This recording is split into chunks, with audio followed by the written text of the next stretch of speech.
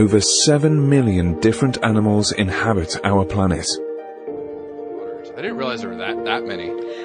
Chris, I didn't either. I guess I've been living in an otter dimension, another dimension. Get it? Yeah. There might be some otter jokes here, folks. Oh, God. What can they teach us? No, and then you speak for the young ones. I mean, it's just such a complex ecosystem that they live in. So how to survive, how to eat, social. Many species are in crisis and need your help. Join the movement at allcreaturespod.com. Welcome to the All Creatures Podcast. This is Chris. And I'm Angie. Angie, you sound great, as usual. Ah, thank you. You don't sound so bad yourself.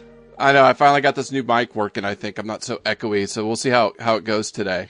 Yes, we will see how it goes. And I pre-apologize to listeners if I am giggling more than normal because Chris is on FaceTime, so we can always, or FaceTime video, so we can see each other and interact. And he looks like his new microphone, although sounds fantastic, it looks like he's talking into a giant cattail? Hairball? Yeah, like long. I don't even know how to describe it. It's actually called the dead cat. Oh, and so there you go. It is, and it's like the thing you see at the end of microphones that they reach in, like in interviews, and that big furry thing at the end. So it helps with the P's, and I think the S's too. Ashley always tells me my S's are harsh, so hopefully it's not too bad. I've never noticed your P's or your S's, but yeah. So we'll see. But it looks hilarious, so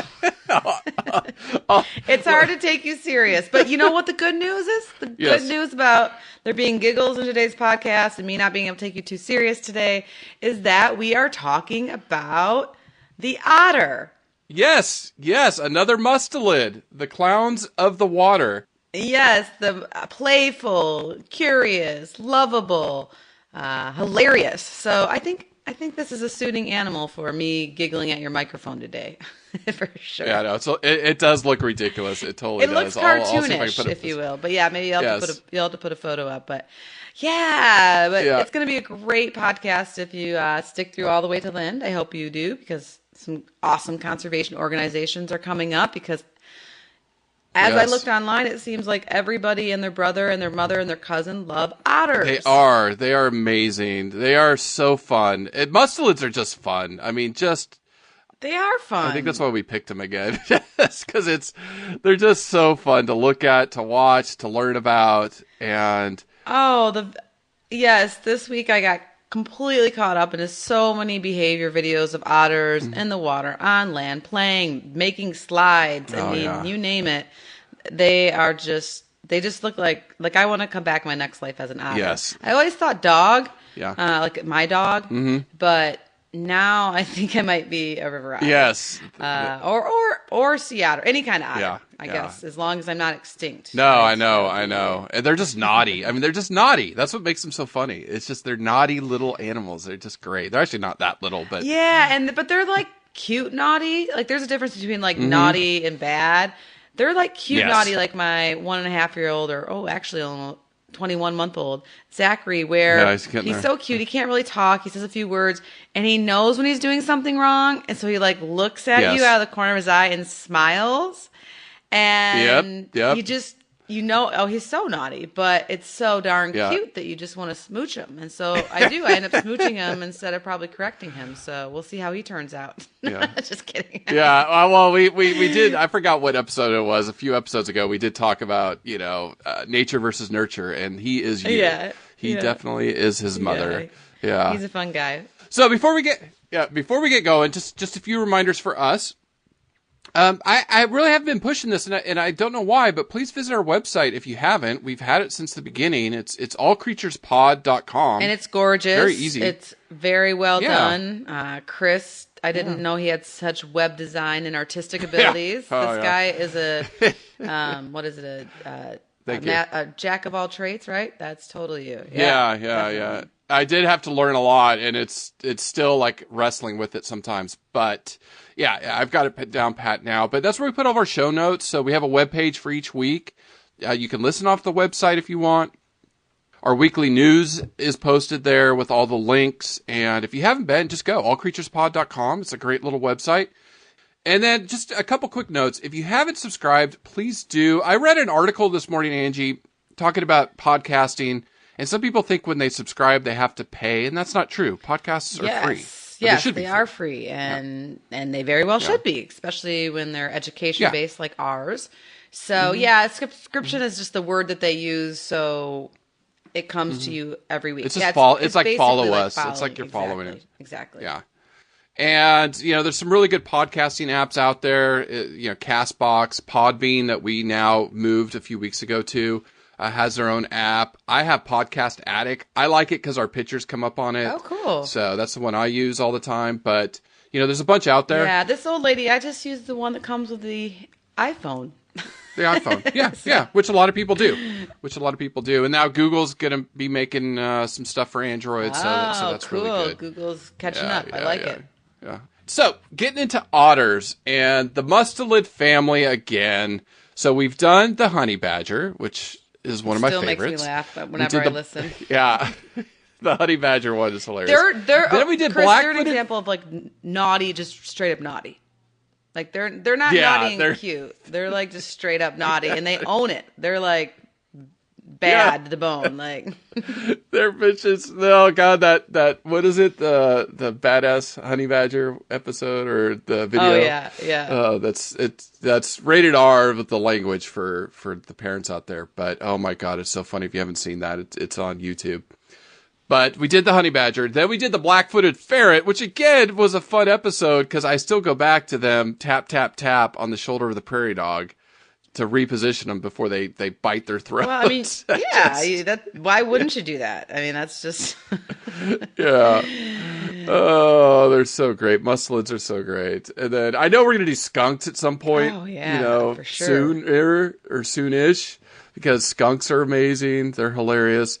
Obviously the badgers, Wolverine, again, another mustelid that we're going to probably cover soon. Yep. There's just so many of them that are great. And it's because they're the largest family of carnivores. So there's so many different species under the mustelid family that when we think about doing episodes, as we line up interviews and stuff in the future, we just, whenever we think of, we need a new species this week, it's one of the first ones that comes to our mind. But all the listeners out there could help us by making requests, and then we wouldn't have to think, which would be very helpful. Yes. We could save our brain power for other tidbits of information, like me saying words right, or remembering what species we're talking about. Those kinds of... hashtag mom brain moments could be reduced, perhaps, if you let us know. So cool. Yeah. It always helps.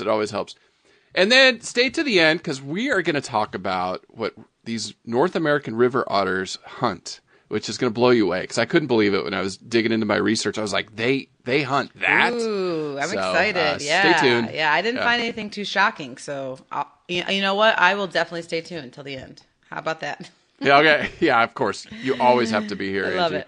it. If you fall over and fall asleep, I just... Chris, I'm not falling asleep at you.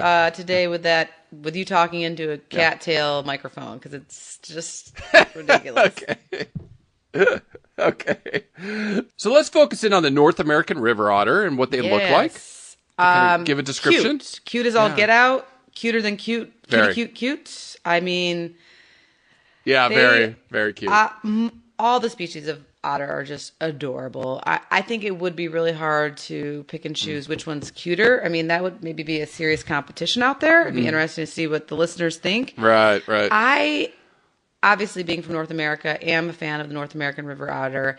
And I do think it's one of the cutest species because of its nose. It has a larger black nose and it almost looks like cartoonish. But yeah, like a dog nose, but flat. Yeah, but flat. Yeah. But just how if you were gonna, I mean, I don't have any drawing skills, but if I did, that's how I would animate it with a little bit slightly bigger nose, and they're just and their paws and their little fingers, their digits. They webbed feet, the short legs. They have these long, streamlined bodies. Very muscular, streamlined body. Yeah. Oh yeah. Thick necks. There's really not a neck. Broad, it's like one big body. Yeah. Broad shoulders, and then of course the classic brown to gray fur. And their undersides can sometimes be a little bit lighter, or some people say silverish. Right. In color. And then what makes them cute too is those long whiskers. They have those long whiskers that help. Yeah. It's just, they're adorable. They're adorable.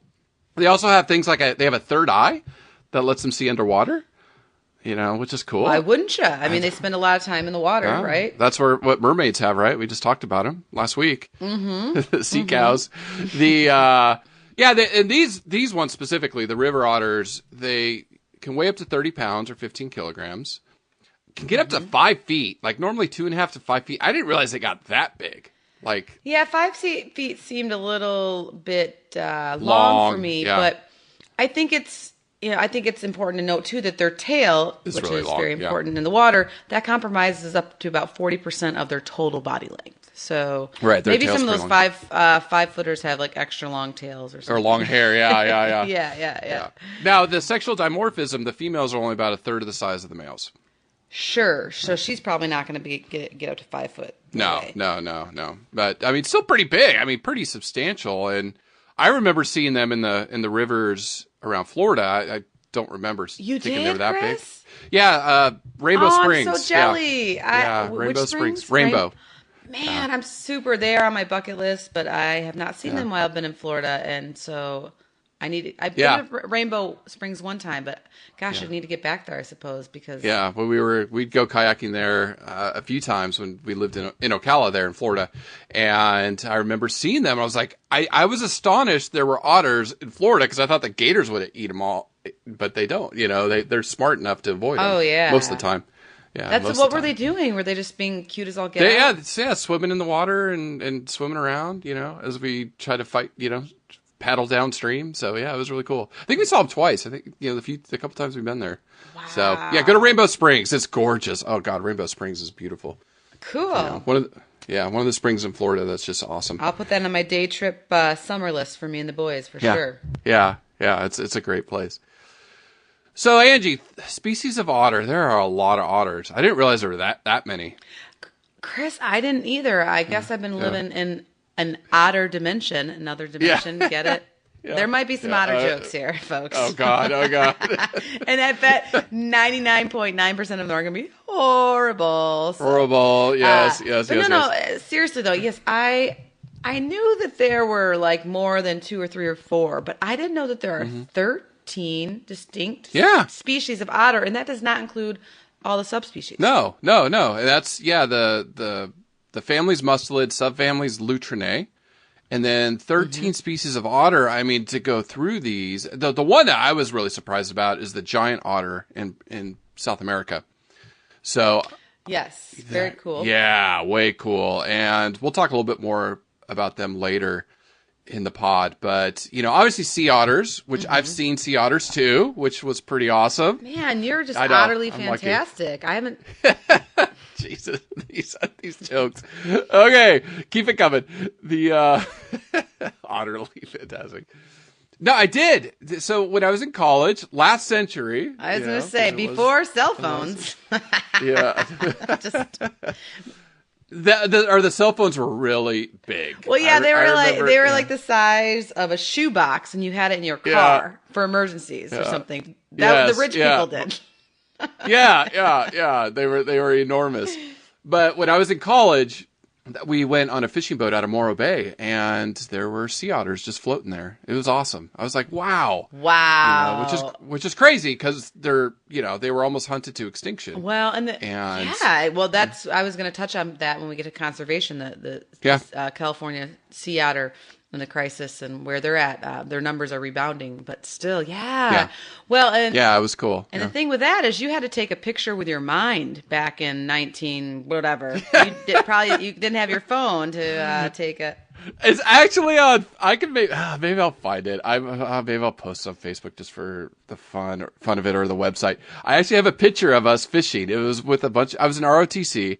And it was the RTC group, and somebody posted it on Facebook a couple years ago, and I'm like, oh my God. I just talk about baby face. I know with the camel photos I put a few weeks ago, I was laughing about like how young you look. I mean, you still look really young, but no, you look like a baby in those photos. I mean, you look really young now too, Yeah. but Good catch. Good I'm save just there. saying. Good save. No, I'm there is it. Just, But no, I agree. anyways, Yeah, I'll it at was least fun. share. I was a baby. That's where I started my career. Yeah. Here you are all these years later. So yeah, so many different otters. The one I love too, that it's just naughty because I know working at the zoo, Ashley worked at them with, is the Asian small clawed otters. Correct. Those are at John Zoo. The boys and I mean, they're a house fan favorite of everybody. It doesn't matter. Almost anytime we walk through, they are busy doing something, swimming, running around, playing. Yeah. They love their training that the keepers get to do with them, and they're very smart and just really interactive. So it's always a fan favorite for sure. I remember when Ashley was working small mammals at the San Antonio Zoo, and the Asian small clawed, and the female was just nasty. Like she I think Ashley got bit on the hand once because she would ambush her. That I don't believe anything bad about otters. I think they're only cute and adorable. Yeah, they're naughty. And Chris, the cool thing is with the Asian small clawed otter, I'm not sure how it was in San Antonio, but I know here at the Santa Fe College Teaching Zoo, where John is at, they are, so they're listed as vulnerable with populations declining by the IUCN. And so it's really important to keep the population under human care stable and the genetics stable. So John Zoo actually did some breeding transfers internationally with other zoological institutions because they had such a good breeding pair. And so it was really a very exciting time for them to help basically pass along these good genetics and get the numbers represented not only in North America but in other countries. And I believe it was if you go down the whole list, I mean, the North American River Otter is the only one on the list that I have that, even though their numbers are decreasing, it's least concern. Yes. We'll get to the conservation status towards the end, but yeah, a lot of them are endangered, near threatened, or vulnerable, all threatened with extinction. And if things continue, North American River Otter will join that list. I mean, it's just inevitable that if trends continue. But these things are everywhere. I mean, you have every continent except for what is it? Antarctica. Yeah. Antarctica, and then also they had a new continent I read about called Oceanic. But I realized that was more just like Australia and the Indonesian islands. And? New Zealand. Yeah. Thank you. Yes. Yeah, we have the stoats and weasels here, which are not welcome. But we'll save that for another pod. Now, the North American River Otter, Lontra canadensis. So that's its scientific name. Also called the Canadian otter. I think the Canadians like to claim it as their own. What is going on in the U.S. with Canada? Like, how do you not like Canada? Like, I don't understand this political thing with Canada. Well, I was going to say, I think it's a very select few very vocal individuals. Yeah. I don't think it's universal by any stretch of the imagination. Canada is amazing. Amazing I love my people. Canadian brethren. Yeah. Jonathan, our best friend in British Columbia. I cannot wait to go visit him one day. Exactly. Yeah. I mean, it's just Canada. You got Neil amazing. Young, Alan Thicke. I mean, there's a lot of Danielle, our friend Danielle in the lab. I just Yes. messaged her this morning. She's getting ready to finish her PhD, so she will be Dr. Arnold here pretty quick. So Canada is an amazing place.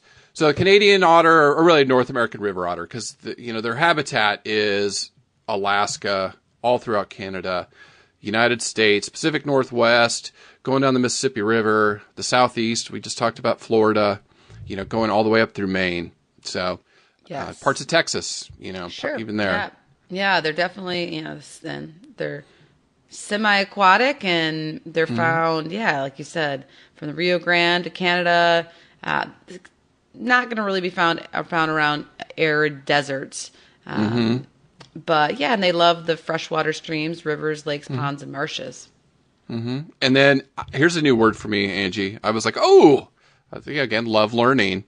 They live in riparian zones. I love that word. Have you heard that? You do? Yeah. I have heard that word. I think it's another great band name, riparian. Yeah, it is. It is. So riverbanks, I never, I just never, I don't know, part of my lexicon now, but I didn't. So we're all learning. So riparian zones, these riverbanks, also like where beavers live and, stuff like that. So maybe when we get to behavior, you can talk a little bit about their dens and things like Absolutely. Like that. Oh, I've got a lot to talk about with behavior. They, besides being cute, they do some really cute behaviors. I'll put it that way, especially when it comes to moms and babies. So. Right.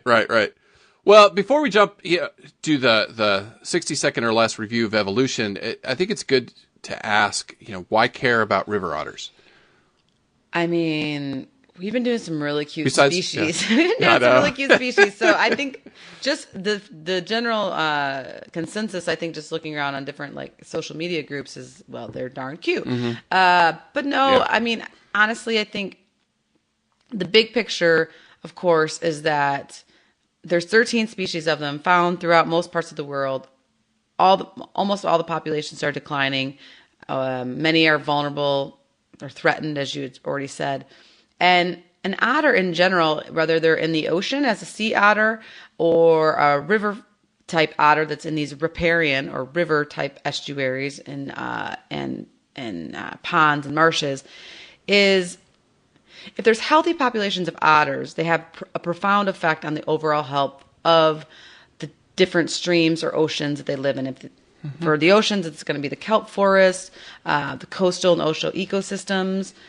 Because if sea otters are absent, those systems all fall out of balance because they become less diverse and less resilient. And now with the river otters, studies have shown that through their scent marking behavior, which we'll touch on more once we get to that section, but they can actually help transfer different nutrients and nitrogen into the riparian or ocean habitats they live in, which actually acts as good fertilizer. Oh, wow. Okay. And then the other really important thing for otters in general and why we need them around is they quite clearly, just get online, they're known as a flagship species. So they help raise awareness for conservations of aquatic ecosystems that are in dire need in a lot of areas of our public attention. And so, Chris, I feel like I've used the word flagship before. I know we always talk a lot about, or we've mentioned plenty of times about umbrella species and keystone. Umbrella species, right. But interestingly enough, I was you know me, always doing more research, but looking up and trying to understand more, well, what is a flagship species? And according to the IUCN, it's a popular, charismatic species that can serve as a symbol and help rally points to stimulate conservation awareness and action. And these flagship species can also serve as a strategic socioeconomic role model, but they shouldn't necessarily be confused with an umbrella or a keystone species, which those all have kind of the ecological trickle-down effect role. Impact. Well, I you're sitting there talking about flagship species. It's a concept you and I haven't really talked about a lot, and we should, because just think about sharks. When you think of sharks, what's the first thing you think of? Jaws. A great white. Right. Yeah. I mean, not negative. So I'm just saying now is Shark Week. And so that is the flagship species. It's not the umbrella species for the ocean, which would be amazing if they did, because then we could fix the oceans. But it's the flagship species because everybody's like, oh, they're not so scary, I mean, they're scary. They're still, let's be real. They're impressive. But, just today, I see a photo of a free diver with a great white. I saw that. It's not like they just see you and they want to come eat you. I was like... I know. I don't know how to feel about it. I don't, don't ever touch wildlife, but it's still, I think it what it does for me is it shows that if a great white shark sees you, it's not just going to come up. That is true. Yes, it definitely does do that. Yeah. No, for sure.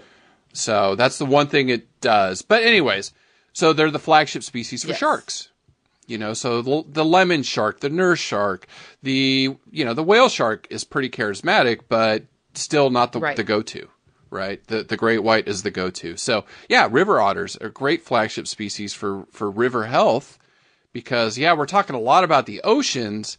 You and I really should start focusing maybe some on the rivers too, because... Well, that's our bread and butter here in Florida, and throughout lots of North America in general. And the river it's pretty amazing and dynamic. And also what goes into the river goes into the oceans. Ocean, yeah. So I recently read an article that unfortunately the Gulf of Mississippi has some of the highest rates of, in certain areas, of like plastic contamination, the microparticles, and then other contamination because of the Mississippi dumping and dumping into there. So I think that it's all interconnected. Like people are really starting to understand that, and our rivers need to be healthy, and then we need to have healthy populations of animals to keep it that way. Yeah, correct. To keep it that way, to keep the trickle up and down effects. All right, real quick, mustelid history. We've covered this before, but you can go back to the honey badger episode, listen to this one, kind of go a bit longer. But again, just really quick, dates back 50 million years. The Mustelid was this cat-like, bear-like, hyena-like early predator. That sounds awesome. Make sure and put a picture up on our show note. Yeah. And now, since you told everybody about our website, now they can go look at them because they know that we have one. Yes. The Mustelid. The otters themselves kind of came out about 11 million years ago, and that's when the mustelids started to emerge. So the otters, weasel, badgers, and then really through the last 3 million years, after we got in some warming trends, the otters kind of diverged out. I mean, they exploded out all over the world. And then, real quick, just because I love talking about this one, Megalictus. It's the largest weasel or Wolverine-like mammal that lived about 20 million years ago. Weighed 130 pounds, or about 2 of Angie. So, what? Anyways, wait, 130 pounds divided by 2. You're a 65-pound waif. No. I already called you an old lady earlier. I'm trying to make up for it. I was say I don't want to be 65. I'm totally comfortable with 130 pounds being tagged to my so name about the size of Angie. Books. Okay, yeah. Because you're pretty tall. You're 5'6", 7 and a half. 5'7" and a half. 8 with my tennis shoes on. Yeah. There you go. So like the other mustelids, they live about 12 years in the wild, which is smaller predator. The oldest under human care I saw was 27. That's what I read. I was really impressed by that. Mm-hmm. Yeah, that is long. Now, did you know what they call a group of otters? Well, Chris, I did not know. You didn't look that up? Okay. No, I did. Let me. Or you already knew it? Okay. No, I didn't know, but then I found it, and I was like, "That's the cutest thing ever." But they're actually called like a lot of different things, right? I know there's always a few things, but I always find the funny one, or the one that I love. That's awesome. It's not a herd of otters, or it's definitely not an aggregation, or a pod, or an aggregation. No. Yeah, the one I picked was a romp.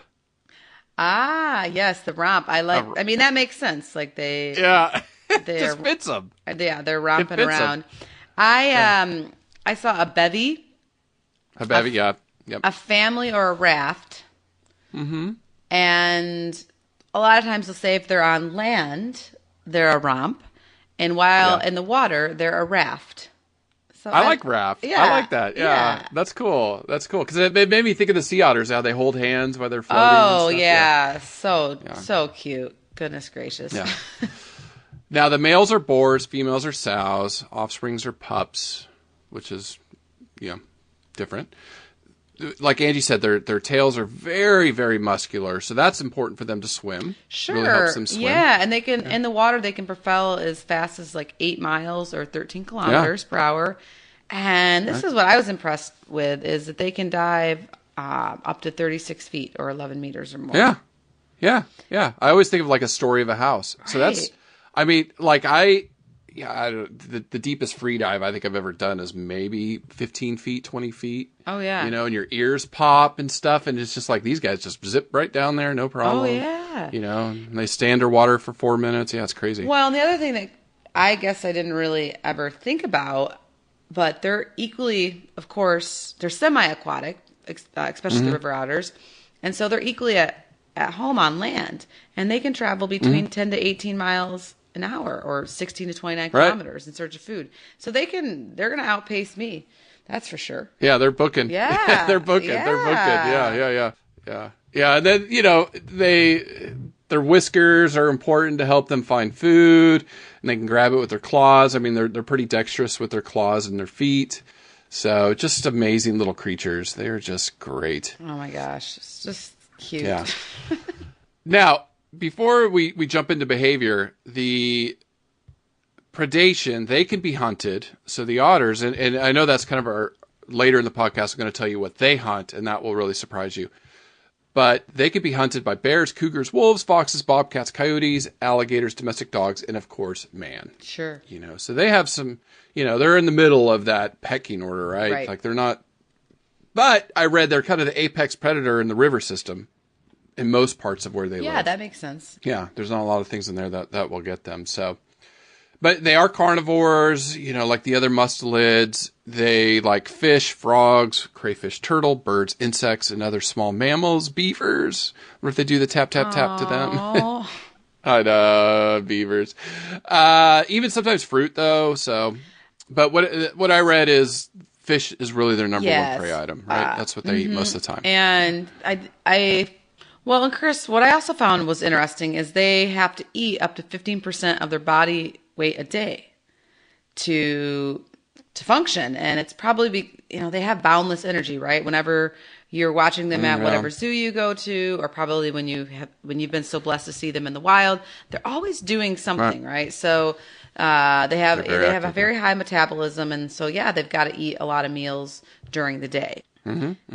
Yeah, the last two species we covered, the camels, and then the Bactrian camel, and then the manatee.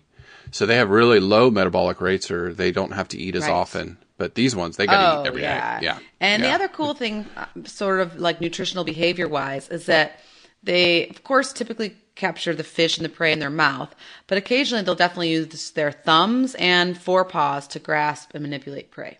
Yeah. Oh, yeah. You watch them. They're so cute. They're so cute. Oh they're my so gosh. cute. Cute as all get out. I know. Now, before we go into reproduction, because I think that, like, when you see the babies with the mamas, yes, that's like I said, there's some charming things coming up for sure. So tell us some of the unique behavior stuff that they do. Well, I think a lot of people are probably familiar with otters just from watching them either on videos, or if you've been able to see them at a zoo, or blessed enough to see them in the wild. But they are really playful creatures in general. So even right before this podcast, I asked Xander, I said, what do you know about otters? He's like, well, they like to play a lot. So it's just kind of a known thing. And that's not a folklore or exaggerated. That really is true. Now, regarding the North American River Otter, granted, it is one of the more abundant species of otters, but surprisingly, there's not a ton known about its life in the wild. So, because they are a little elusive when people are trying to study them, and there's groups working on that, but a lot of our observations come from when they are housed under human care.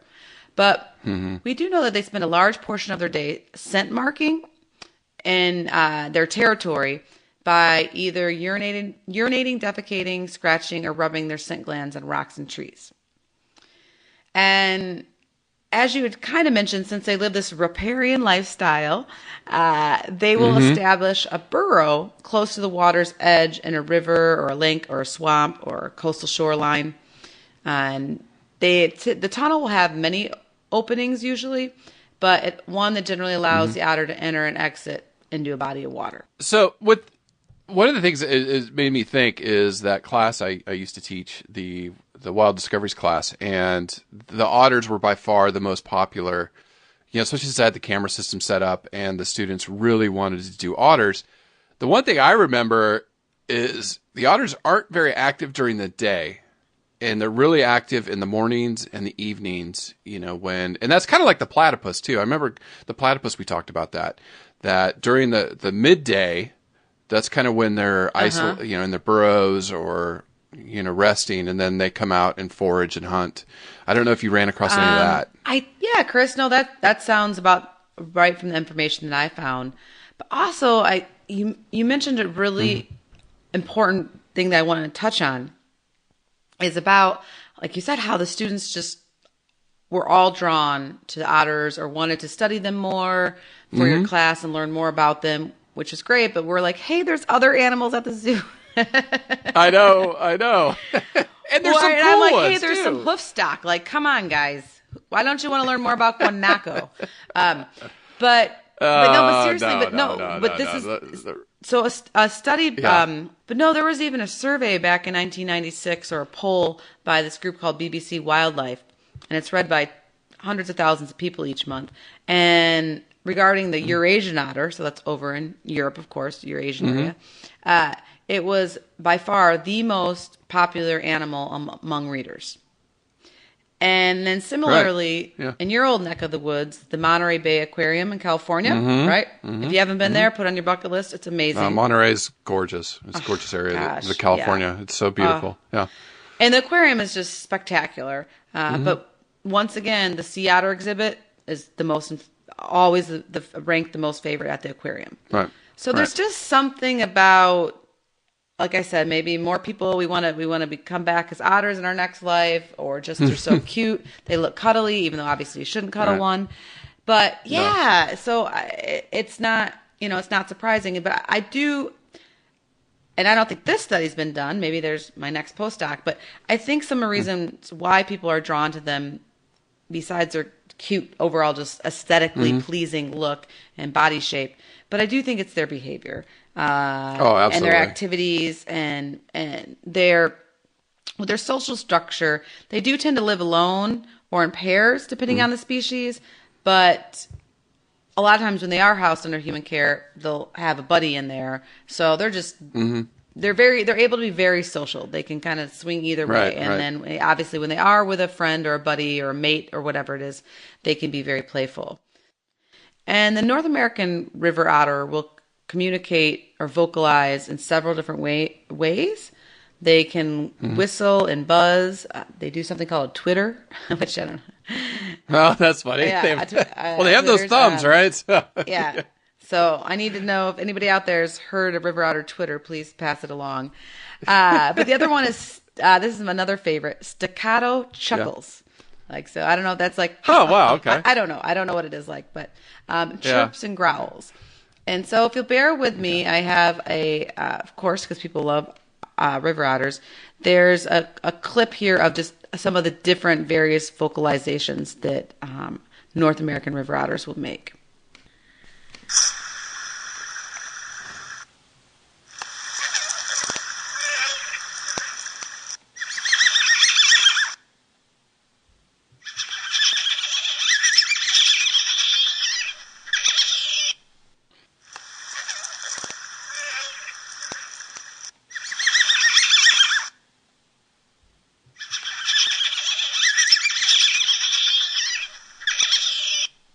That last one kind of reminded me of a horse, but yeah. But yeah, so they have different things called the blow, the whine was in there, the chirp, chirp. The chirps always, like, whenever I hear them or you're outside watching them, you hear the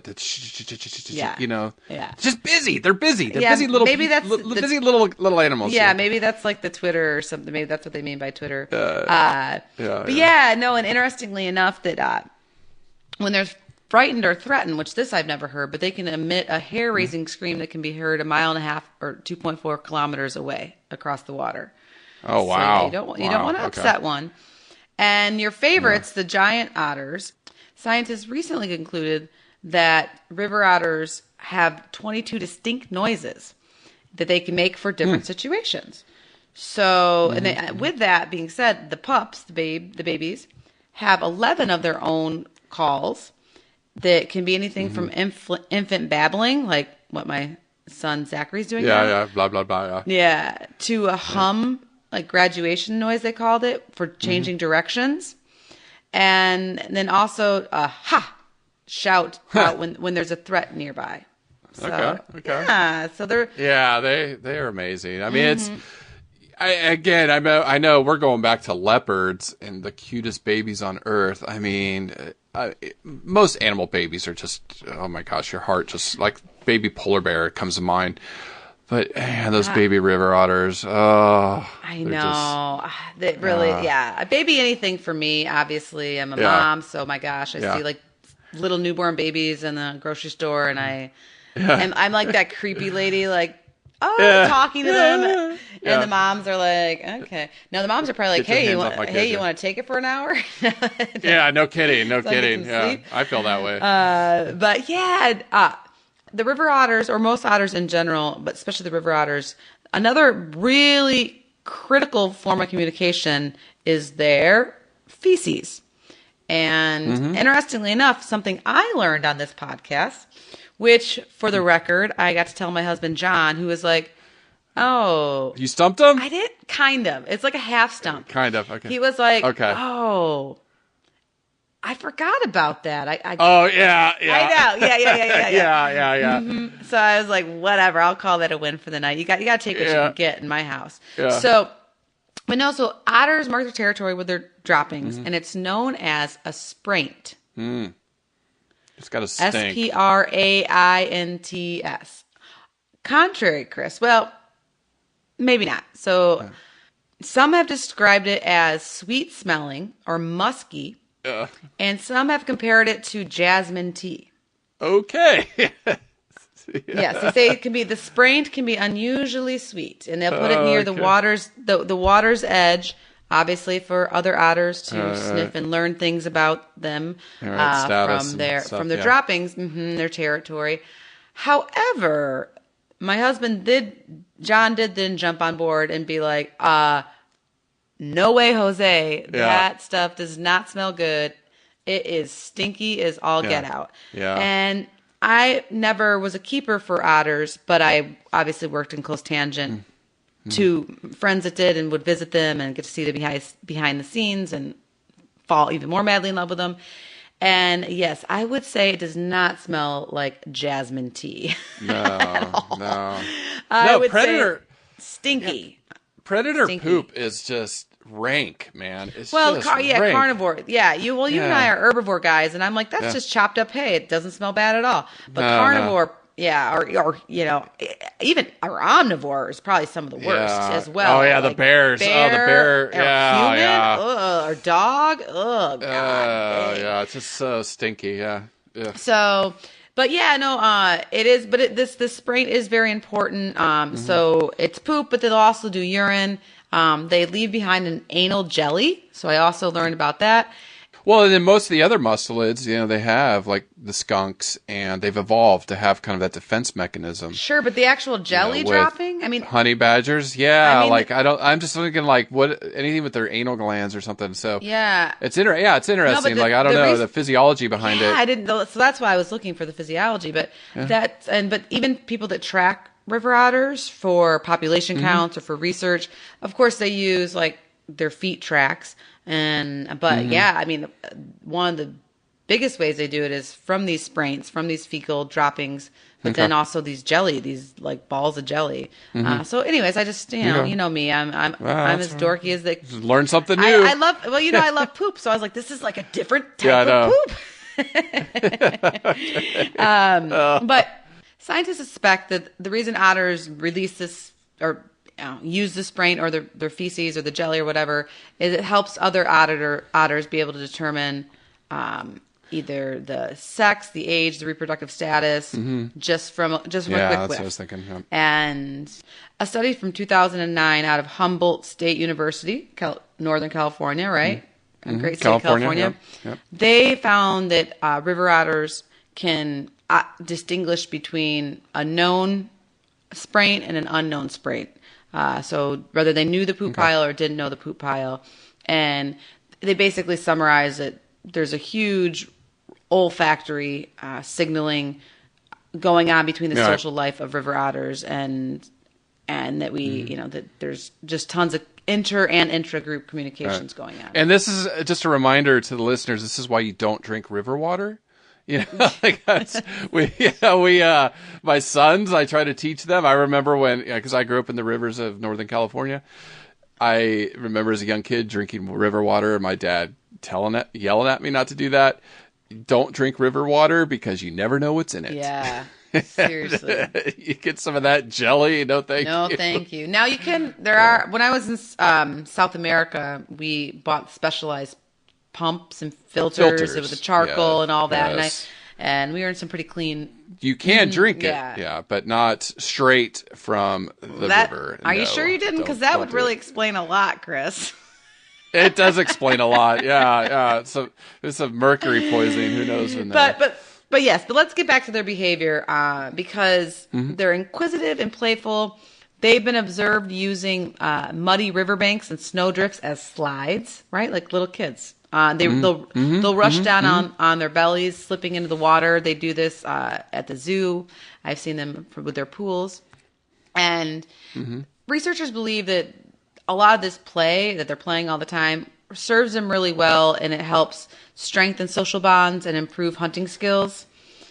So it's, I mean, it looks like they're just having fun, and they are having fun. And these skill sets can even help them find food. And then you speak for the young ones. I mean, it's just such a complex ecosystem that they live in.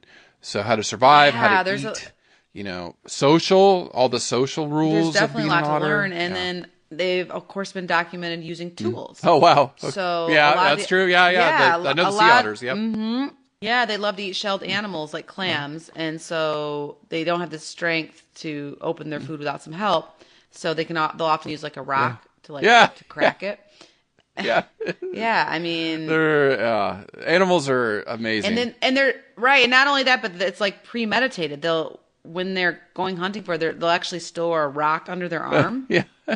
As they dive down. Yeah. So it's like they've got that level of intelligence. So and so for a little one to learn this is pretty intense, challenging, intense, and of course, as far as their intelligence goes, I always like to look at how far studies have gone, and there have been some studies.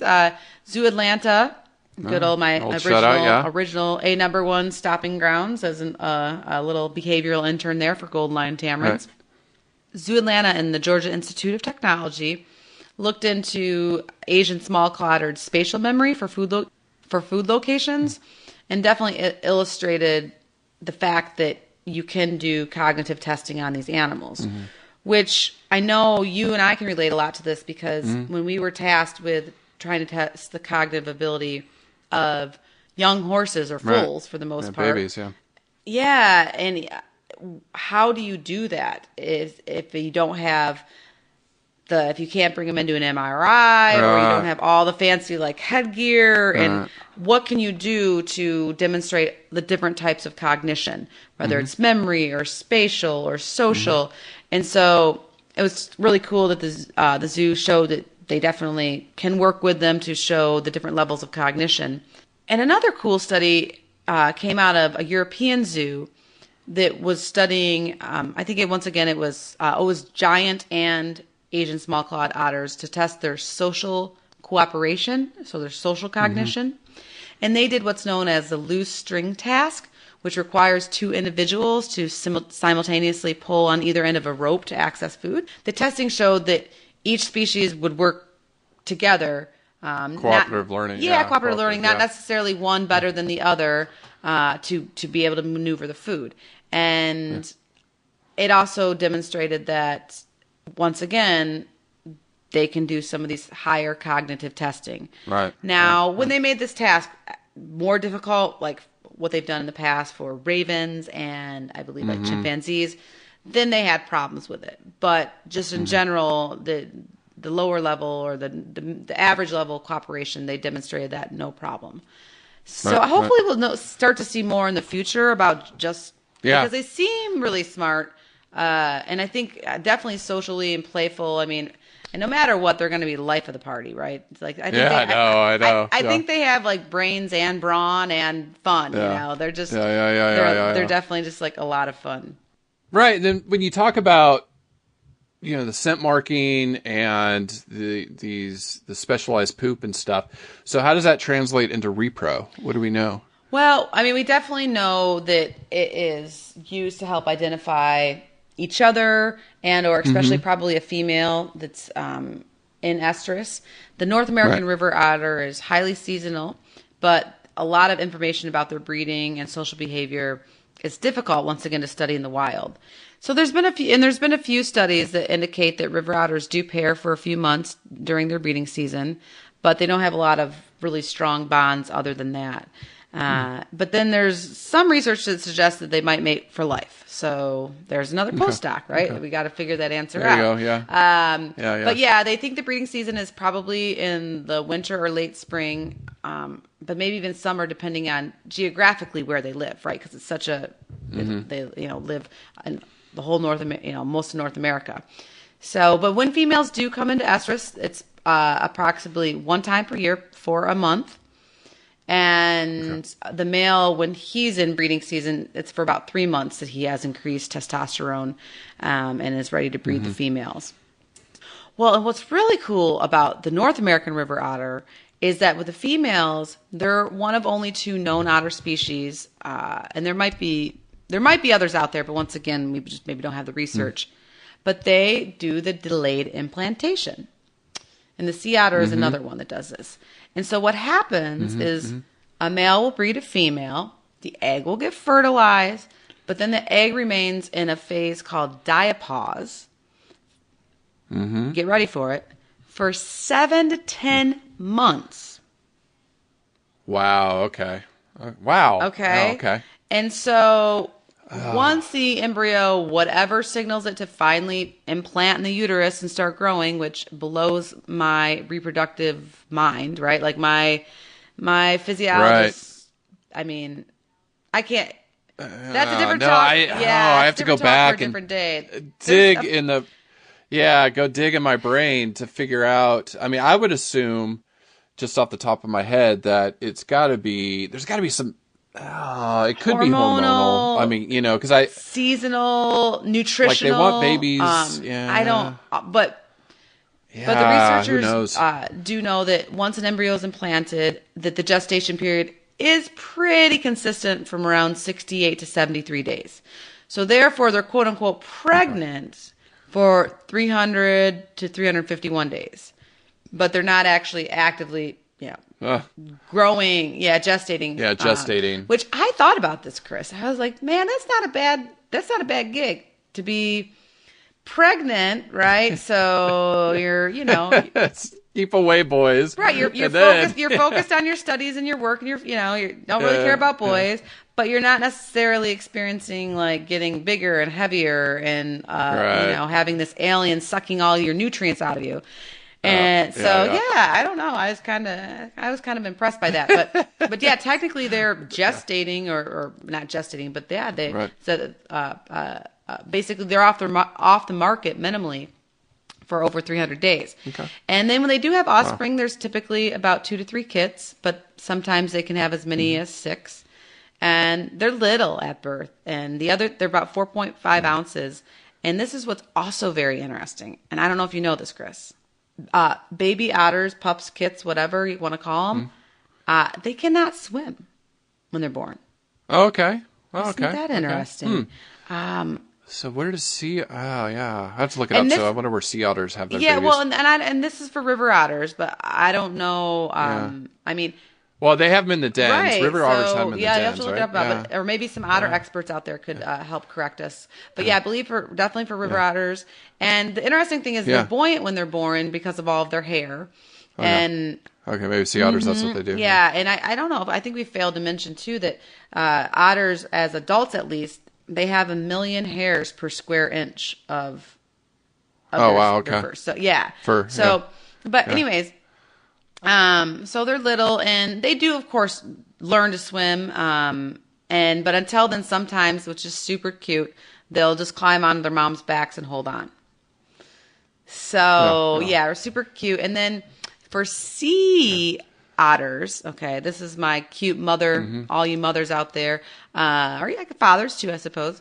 The mothers will often wrap the babies in sea kelp. This is for sea otters. Oh yeah. To keep them in place while she hunts. Huh. They're awesome. Like how smart and clever. Like I wish I could do that. Like here, I'm gonna wrap you up and put you in a corner, buddy. But Just baby kidding. worried, right? Yeah, don't call the authorities on me. Yeah, don't do that. But the other thing they do is they also sometimes make like makeshift playpen for their pups to contain them. So again, level of intelligence. I would say it might not be documented how smart they are, but some of these naturalistic behaviors or parenting behaviors are just incredible. So the young stay with the mom till they're about a year old, and then they reach maturity or breeding age around 2 to 3. Okay. Well, and then my other little just side note is that otters, no matter what you see on any social media platform, they do not make good pets. No. End of story. Yeah. There's no debate. They should never be kept as pets. Yeah. Never kept as pets. No. And not only, I know they're cute and all of that, but you can go see them in the wild or at your local zoo or aquarium. And unfortunately, Scientific America reported that 4 Asian otter species appear to become increasingly targeted for the legal pet and or fur trade. And they think that a lot of this has to do with social media.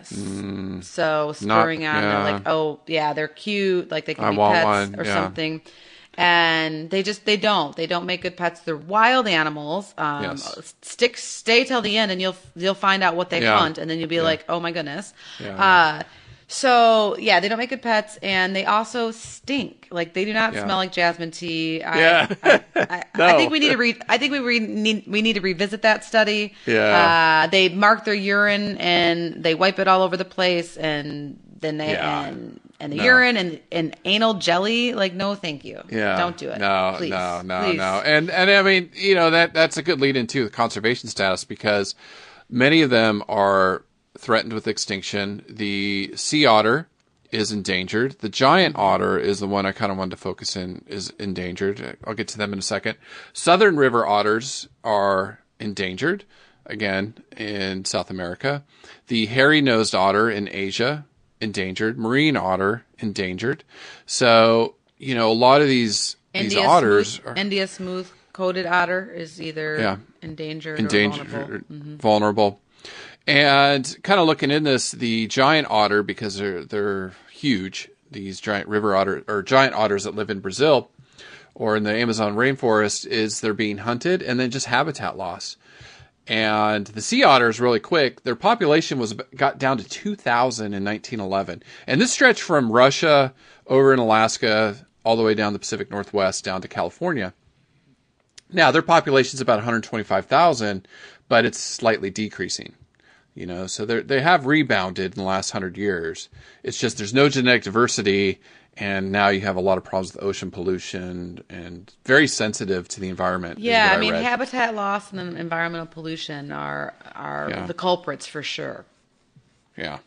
Now, the ones in Brazil or in the Amazon, again, deforestation. I was just looking this up again. I mean, just so sad.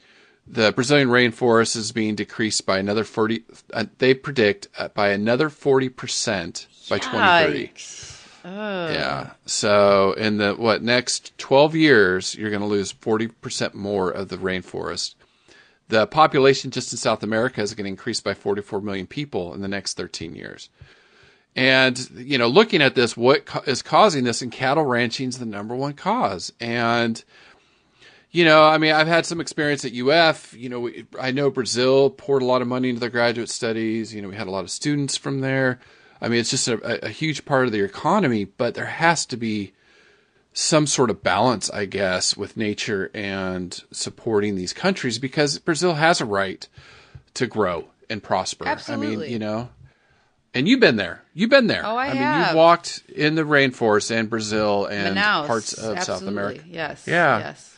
So we got to find a balance, because South America is actually the number one exporter of beef in the world. Wow. And they export to the U.S. So just for us, the conservation tip of the week is what it rolls into before we get to the organizations is, I know we said reduce meat consumption, but just go vegetarian 1 day a week. Try to do it. I make veggie soup. I do a stir fry once a week, and we just try to reduce some meat consumption. It's super easy with handy dandy internet. I was kind of bored with some of my vegetarian recipes, so I just got online and found I did a nice veggie crock pot curry dish, super easy, and did not miss the meat. Oh my gosh! Curry. And I have it for like the next 3 days. So I made a big old. If I'm gonna, I go big or go home, right? Yeah. So we're just trying to help the environment and kind of reduce demand. If we reduce demand, then we'll help reduce some of the stuff. But specifically with river otters, what are some? I know you said they're all over social media. What are some of the big organizations that are out there doing good work for them? There's a couple of them, and so I'm going to highlight, since we talked today about the river otter, a great group that I found out of Forest Knolls, California. So once again, California. There we go. It's called the River Otter Ecology Project, and they can be found at www.riverotterecology.org. They have a great Facebook presence, and so some really nice information up there. But this group acknowledges that there's very little known and or published, right? When we talk about scientific research, very little published about the ecology and or current status of the river otter in central and northern California. So they're focusing more on California. But the River Otter Ecology Project strives to learn more about the river otters as far as their status, their range, their reproduction, their diet, and their ecology, and to help educate the public about their important role as apex carnivores in healthy watersheds. And then, of course, they network with local organizations working on the ground to help restore the habitat. So that's what's key with a lot of these otters is people are, of course, working to help them, but we all know you need to save their environment. Needs a lot of needs a lot of help too. And so some of the they do a ton of awesome stuff. I was like, man, I want to go work for these guys, but they do if you're in that area, volunteer, because they it's a smaller group, so they rely a lot on volunteers, but they utilize cameras to help track and population count the animals and their behavior. And so the group does a lot of biking, hiking, and kayaking to study sites. I was like, that sounds right up my alley. Oh my, fun, yeah. There's some beautiful parts of California. Yeah, and then they have some remote camera observations, and the other great thing that they do that I know you can relate to as a fellow citizen scientist is they do what's called the Otter Spotter Citizen Science Program, and so when you were years ago when you were with your friends, if you would have seen an otter, you can basically either email, record it, and if you go to their website, riverotterecology.org, and click on the Otter Spotter icon, you can fill in the form that basically has a few questions. So it helps them keep count and then learn more about where all these guys are going. And their website in general just has tons of education facts that help me for this podcast. And they've got a blog, which is awesome. You and I should blog more, and of course fun videos. And I was really pleased to see, too, that in 2014 they won a whole bunch of conservation awards, the John Muir Association for Nonprofit Award, and then a Conservation Leader Award. Oh, awesome. So, they're the real deal. Cool. So, shout out to them. River Otter Ecology Project. Yeah. And my second conservation group is going to focus today on the sea otter because, after I found out that they wrap their babies in sea kelp as a babysitter, I was like, they're awesome. No. And like you said, the plague in California, their numbers were crazy down. And through a lot of amazing groups like this, their numbers have rebounded somewhat, but they're not stable, of course. Right. And so the group I would like to highlight is called Friends of the Sea Otter. So that's easy. We're all want to be friends of the sea otter. And their website is beautiful, and it can be found at www.seaotters.org. And of course on Facebook too, just Friends of Sea Otter. And they've been founded in 1968, and they basically work with state and federal agencies, scientists, educators, and the public to maintain and increase current projections for the sea otter, and to help them continue to be protected, and also to inspire the public about how awesome they are and their unique behaviors and habitats. And so they want to protect these guys in the habitat where they live. And since they've been around for a long time, they're a very solid group. And they have many accomplishments, from federal and state policies to litigation, of They support research, which is awesome. They work on protection, education, and then they're big advocates for water quality. And they have a lot of programs that you can check out or get involved in. There's Sea Otter Savvy. So if you do live where you were in California, like, what do you do when you see a sea otter? Right. Should you go up and try to hug coastal. them? No. Should you go close to them? No. So they No. have all these tips of how to basically be courteous to sea otters, yet still enjoy them. And they have great, just in general, just great programs out of Alaska and California. They have a newish program called KELP, which is an acronym that stands for Keep Earth a Living Planet. And yeah, they just they want to. They're using kelp to help promote inner balance between the threats of the ecosystem and the animals, which is something. The interconnectedness seems to be a big theme. Right. So you can go to their website, and they have a newsletter. So if you're, especially if you're out in California, you might want to check that out so you know what programs are going on. You can become a member. You can volunteer.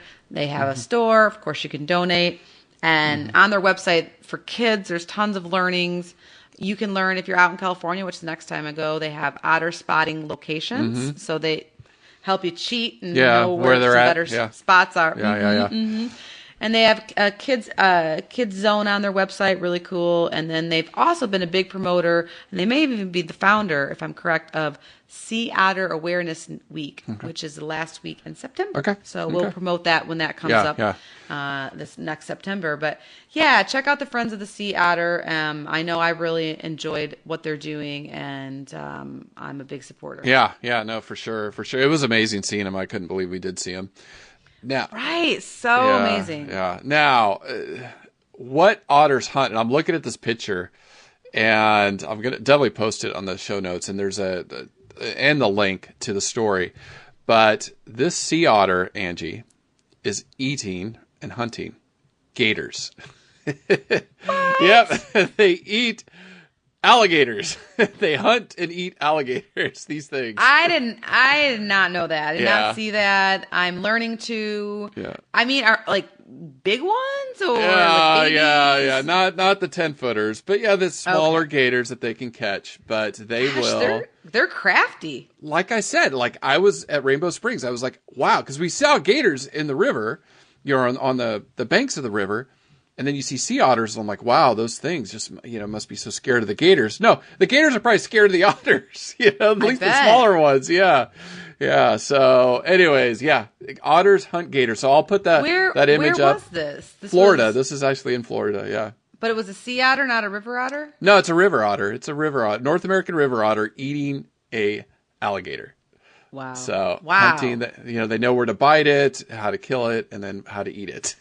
So, anyways. Incredible. So they're not as cute and cuddly as people maybe like to think, right? Oh, they're cute and cuddly to look at, but not to look at. Like I said, that little one would bite Ashley all the time. Yeah, they've got a plan. They know they're crafty. They're naughty. So just don't forget to visit the website like we talked about. But other than that, we'll see you Friday for news, and then next week with our new species. Thanks for hanging out with us. I hope you had an utterly amazing time. I'm just going to leave it at that. Bye. Bye-bye. Listen, learn, share. Join the movement at allcreaturespod.com.